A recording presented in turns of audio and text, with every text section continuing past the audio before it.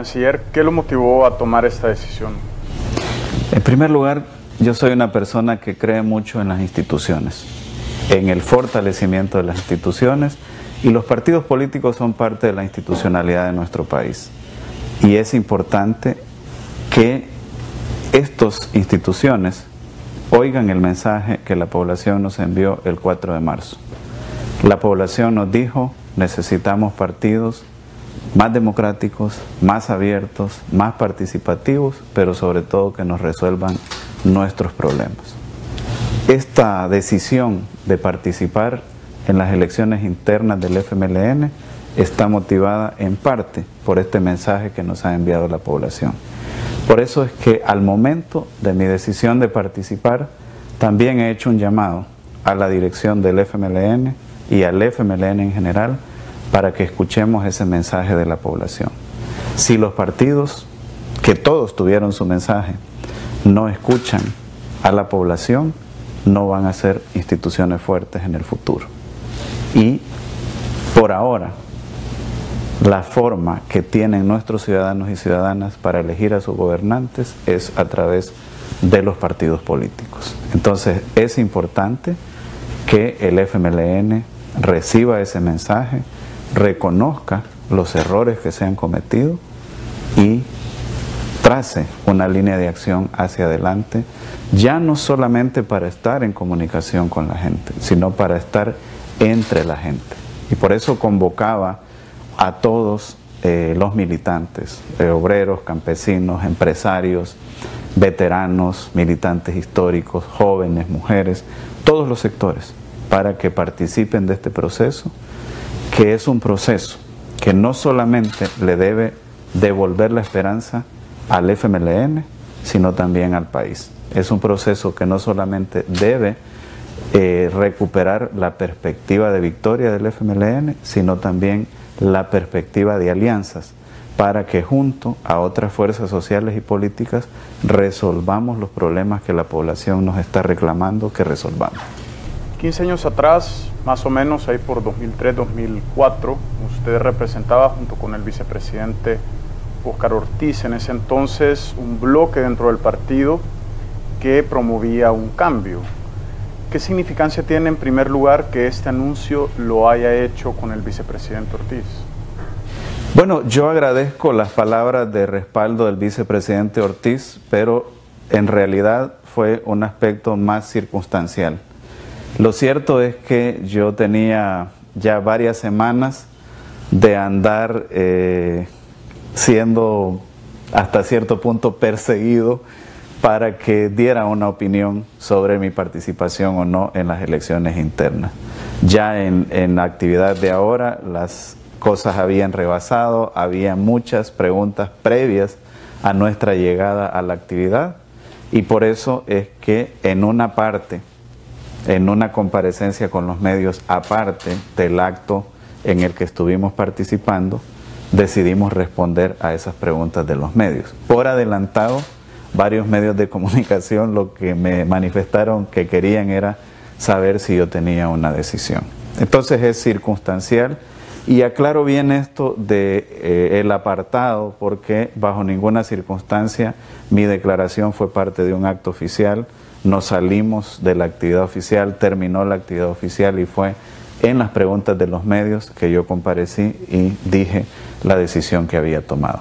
Estaba el vicepresidente Ortiz, estaba el ministro de Educación, pero bueno, le preguntaron al vicepresidente Ortiz y él tuvo unas palabras muy conceptuosas. Pero yo quiero hacer énfasis en que mi candidatura no es de un sector del partido, no es una candidatura tampoco de la dirección. Pretendo que mi candidatura más bien sea una candidatura de las bases del partido, y voy a dedicar el tiempo que está definido antes de la elección interna, que está planteada para el 27 de mayo, 24 horas sobre 24 si es necesario, para ir a conversar con las bases del partido, para ir a escucharles, para ir a reconocer los errores que se han cometido y para ir a construir con ellas esa esperanza y esa perspectiva de victoria. ¿Y qué lo haría usted un precandidato distinto a los demás en ese objetivo de salir al encuentro de estas molestias que pueden haber en las bases del partido, incluso esos liderazgos de excombatientes o de militantes que incluso se han acercado a actividades de otras agrupaciones como las del mismo alcalde de San Salvador? Varias razones. En primer lugar, yo siempre he dicho que Dios nos ha dado 2 oídos y una sola boca. Eso significa que debemos escuchar más y hablar menos. Y esa es la idea que llevo a mi encuentro con las bases del partido, escucharles. Quizás superar un rezago histórico que se había tenido de no escuchar suficiente, de no debatir suficiente, y en eso voy a concentrar mi tiempo en los próximos días. Eso es en primer lugar. Pero en segundo lugar, yo les decía ahora en mis declaraciones que es importante estar claros que no vamos a definir en esta elección interna las autoridades del partido. No es que vamos a elegir a alguien para que dirija el partido. Vamos a definir la persona que nos va a representar en la contienda presidencial del 2019. Y por eso nuestra militancia tiene que poner mucha atención en cuál es el candidato que tiene más capacidades de victoria, más capacidades de diálogo, más capacidades de tender puentes con los demás sectores y en síntesis más posibilidades de lograr que el 7º presidente, después de la firma de los acuerdos de paz, sea un presidente propuesto por el FMLN, pero como parte de una gran alianza política y social que se debe forjar para resolver los problemas de nuestro país. Ahora, canciller, usted mencionaba que hay que reconocer, que es el momento de reconocer errores. Así que le pregunto, ¿qué errores se han cometido de cara a este impulso de renovación? Bueno, una de las cosas principales es lo que nos decía la gente en sus expresiones, pero también con su voto. Lo que la gente nos decía: queremos partidos más cercanos a la población. Queremos partidos que resuelvan nuestros problemas. Al final del día, a la población, a la gente, a las bases del partido, pero a la población en general, no le interesa la retórica. Lo que le interesa al final del día es si sus problemas se están resolviendo o si no se están resolviendo. Entonces, hay otra máxima que debemos tener en este camino: menos palabras y más acción para resolver los problemas de nuestra gente. Y creo que ese es un mensaje claro. La gente nos venía diciendo: miren, ya dejen de pelear los principales partidos, dejen de estarse acusando y contraacusando, pónganse de acuerdo para resolver nuestros problemas. Y siempre de mi parte va a haber una mano extendida a las otras fuerzas políticas y sociales para que trabajemos en resolver los problemas de la gente juntos. ¿Y hay decisiones particulares que usted ha identificado que llevaron al partido a tener estos resultados? Por supuesto que hay decisiones particulares, y yo creo que una decisión, voy a quedarme todavía en lo general, es esa insuficiente comunicación con la gente. Y ahora la gente no solo está pidiendo comunicación, está pidiendo que estemos entre ellos, está pidiendo que terminemos con una serie de procesos burocráticos, de privilegios que se han tenido y que no abonan en el camino para resolver los problemas de la gente. Entonces, lo primero que tenemos que preguntarnos los funcionarios o los aspirantes a conducir este país es cómo las acciones que estoy emprendiendo, cómo los pasos que estoy dando van a contribuir a resolver los problemas de la gente o no. Sí, por querer definir un procedimiento estoy poniendo una gran cantidad de pasos que van a burocratizar otra vez la actuación del gobierno, estoy caminando en el sentido opuesto a lo que la gente está esperando de nosotros. Me quiero detener, usted menciona privilegios y al aspirar a ser la tercera persona probablemente en competir por una presidencia de la República bajo la bandera del FMLN desde 2009, no puedo dejar de preguntarle sobre el expresidente Funes. En estas malas decisiones que usted mencionaba, ¿incluye la posición o el tratamiento que ha dado el partido FMLN a la situación que atraviesa el expresidente Funes? Yo quiero decir algo en general, no para una persona de un partido político en particular. Lo que quiero decir es que los partidos políticos y los dirigentes políticos, cuando hay un cuestionamiento a uno de sus miembros, lo que deben buscar es que esa persona aclare esa situación, a que se hagan las investigaciones y se concluya y se deduzca responsabilidades. Claro, siempre y cuando funcionen las instituciones y se respete el debido proceso. Eso es la aspiración que yo tengo y eso creo que debe ser la actuación, no solo de los partidos políticos, de las organizaciones, de las empresas, porque siempre habrá dificultades, habrá señalamiento, habrá errores, habrá problemas de miembros de organizaciones, de partidos políticos, etc.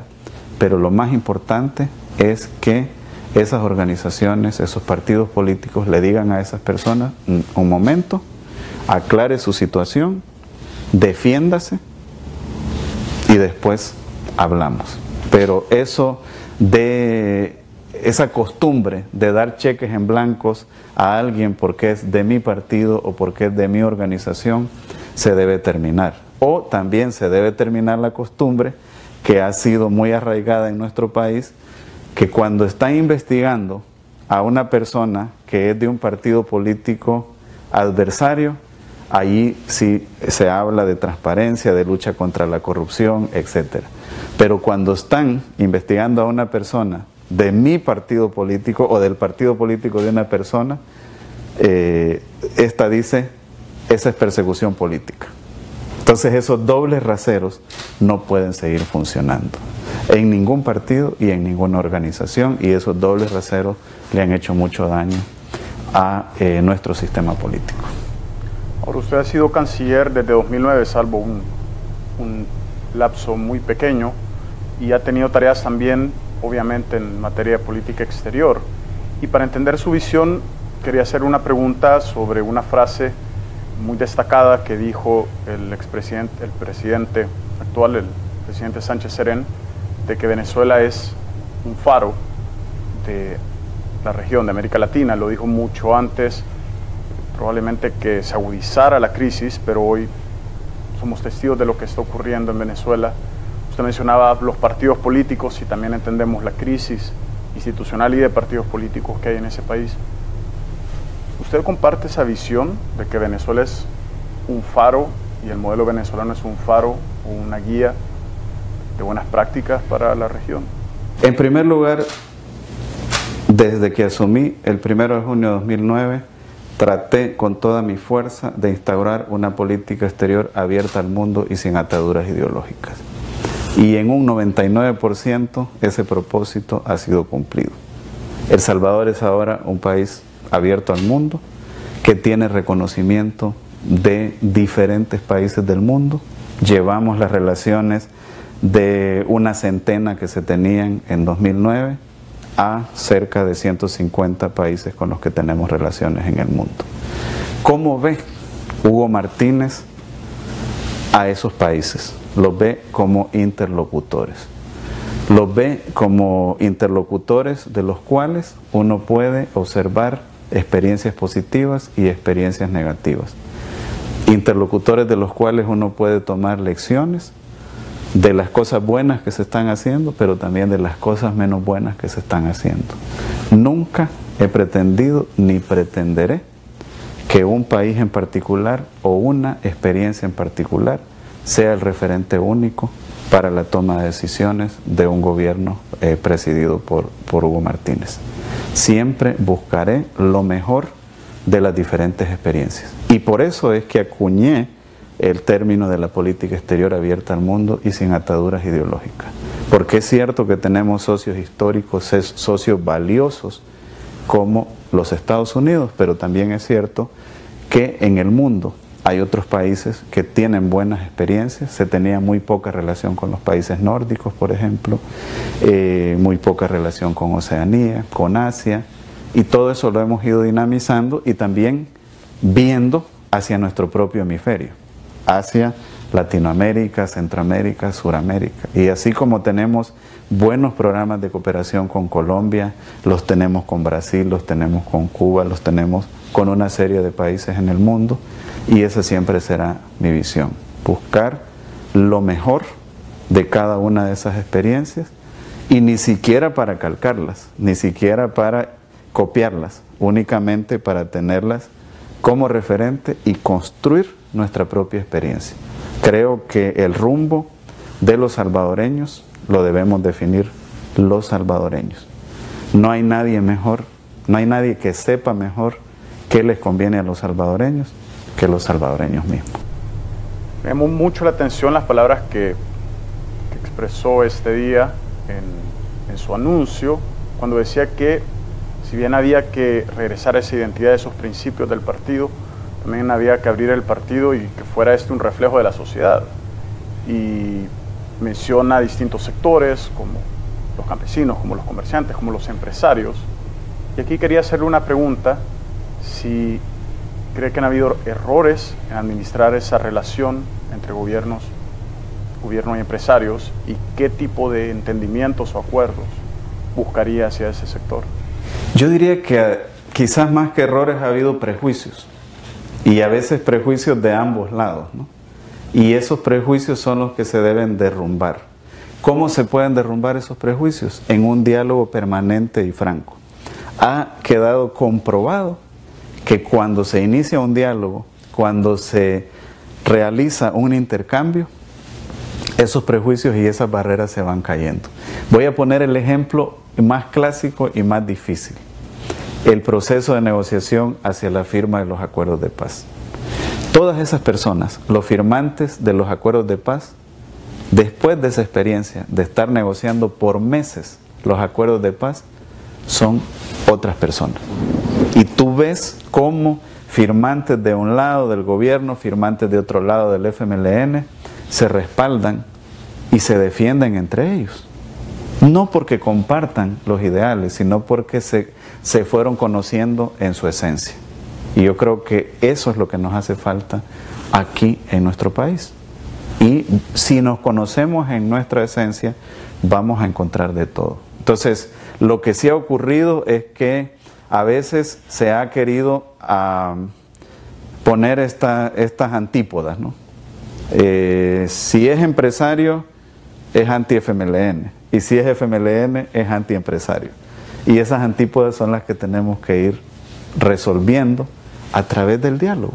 Ahora, muchas veces no vamos a estar de acuerdo en algunos puntos, pero vamos a desmontar esas grandes barreras que hemos puesto entre nosotros.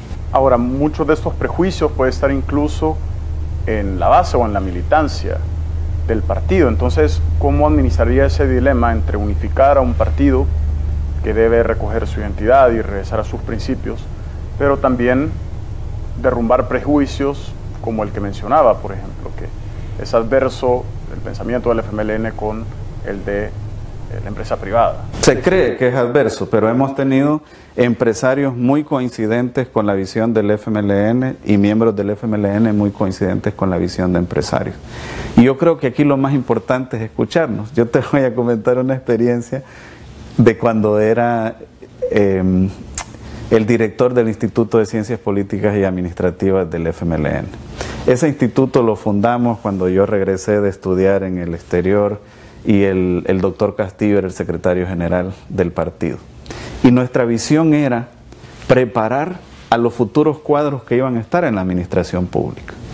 Y entonces a una de las charlas, bueno, yo invitaba gente de diferentes sectores, invité a la embajadora de Estados Unidos en aquel momento, doña Rosalind Lincoln, e invité al presidente de la ANEP de aquel momento. Y entonces alguna gente del partido me decía, ¿cómo se te ocurre invitar al presidente de la ANEP? Y yo decía, sí, claro que se me ocurre, que los militantes escuchen cuál es la visión del presidente de la ANEP y vean en qué podemos coincidir y en qué no. Y claro, hay esos resquemores, ¿no?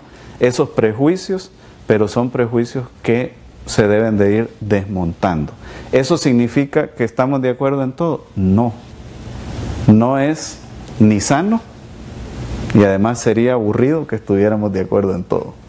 Pero no tenemos por qué, antes de hablar, ya poner esa barrera entre los que son pro y los que son anti empresa privada, o los que son pro y los que son anti FMLN. Finalmente quiero preguntarle sobre el proceso de primaria. En primer lugar, ¿cuáles son las garantías que usted espera por parte de la organización y de la dirigencia en cuanto a que este sea un proceso justo y transparente? Yo lo decía claramente, yo he decidido inscribirme y esa es una decisión que he tomado de buena fe y que yo espero que haya transparencia, democracia y participación en esas elecciones internas. También espero que no haya un candidato de la cúpula.